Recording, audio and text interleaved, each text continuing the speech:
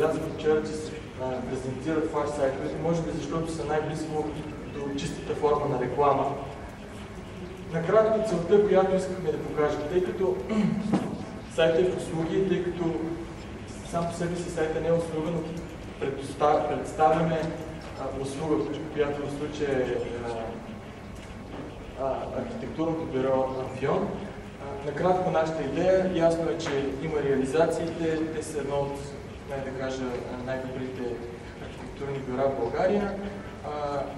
Показваме си естествено проектите, които вече са им изпълнени, с кратко описание, къде се намират, снимков материал, т.е. всеки един клиент да може да се ориентира още на пръв поглед какво всъщност вече има реализирано в София, в кои градове работи, какъв е стила на работа на архитектите на Амфион.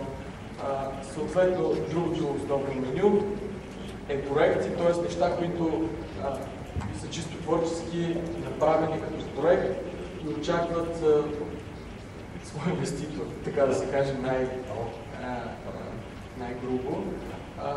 Тук това, което искам аз да ви презентирам по-скоро тъй като това е услугата на сайта, на самите архитекти, предполагам, че вие сте разгледали, по-скоро хомпейджа, който имаше следната идея. Тук, между другото, се чупи от самата мултимедия. При мен се вижда идеално. Идеята беше следната. Искаме да внушим на клиента, че работата с Амфион не е еднопосочен процес, в който клиентът отива при Амфион и им казва: искам да ми направите тази сграда. И Амфион е прави. Че процесът е еднопосочен, т.е. че Амфион влага много творчество в работите си и че очаква от клиентите си също да кажат своите идеи, да покажат своето творчество.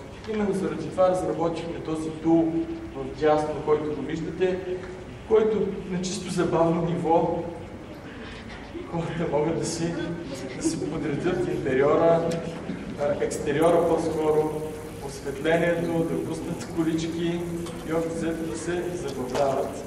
Това исках аз да ви презентирам. Облачите и така нататък. Тоест, че процесът е посочен, че има някаква интеракция. Това е което мога да кажа и пак се извинявам. Ако имате да ме питате.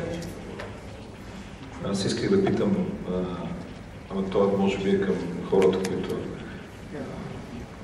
представляват бюрото. Защо в услуги, а не в строителство? Според мен малко категория.